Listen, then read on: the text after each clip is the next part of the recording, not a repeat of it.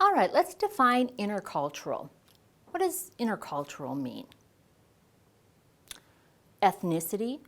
We often think ethnicity when we're thinking about intercultural, but it can also be religion, gender, generation, sexuality, geographic location, and there are several others. We are a diverse society, and we need to think about diversity, equity, and inclusion. And people oftentimes will think equity means giving someone an unfair advantage. No, it doesn't. Equity means everybody has the same starting point.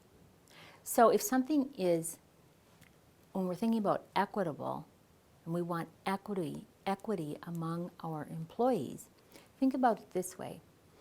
If you have 3 people and they're looking over a fence, well, this person is 6 feet tall and the fence is 5 feet. So he's up here looking over the fence. And this person is me, 5'4". The fence is 5 feet tall. I can stand on my tippy toes and I can see over the fence. This person is 4'8". The fence is 5 feet tall. Unless that person has really long toes, standing on the tippy toes isn't going to work. So we'll give that person a box. That person stands on the box. Now they all have equal footing. They can all see over the fence. We're not giving this person an unfair advantage. We're just making everybody starting out with the same advantage, seeing over the fence. So that's what equity is. And then inclusion is making sure that all people have an opportunity, whether it's giving input, whether it's taking a training, whether it's for a promotion. We're including everyone, irregardless of anything else. So thinking about how diverse we are and how many people have different needs to make sure that we have equity. We want to maintain formality when we're thinking about intercultural.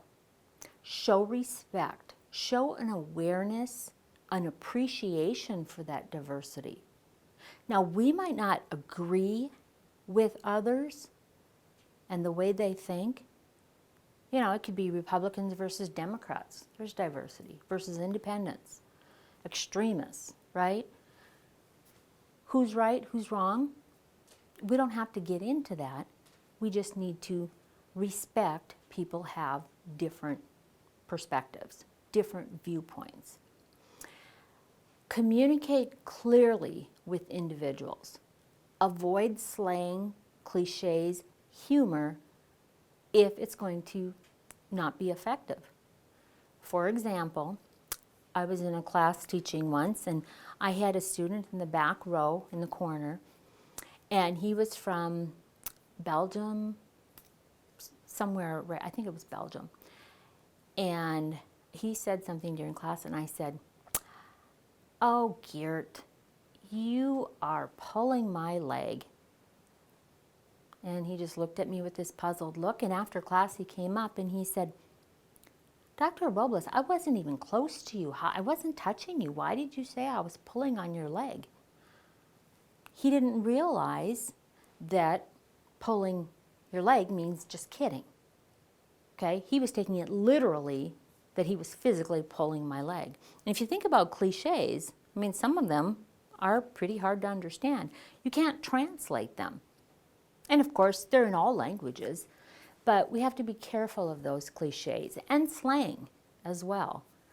Provide examples, pictures, diagrams, if that will help. Get feedback from people. Use a variety of media. Some people learn better by doing. Some like audio, some like visual, some like both. You know, what will work? Articulate, speak plainly and slowly. Just because someone is in a different cultural group doesn't mean they can't hear you. Yelling at them or shouting or raising your voice isn't going to make it more clear than if you articulate. So, make sure that you speak very clearly to people. Be aware of the nonverbals. Again, people are going to be different based upon how they were raised. Value the diversity that you have within the group. Again, you bring in some unique experiences from others. Use that experience. It can be very beneficial, creates value to the entire organization. So always be thinking about how we can use intercultural communication to respect others, be aware of the differences, and have a better work environment.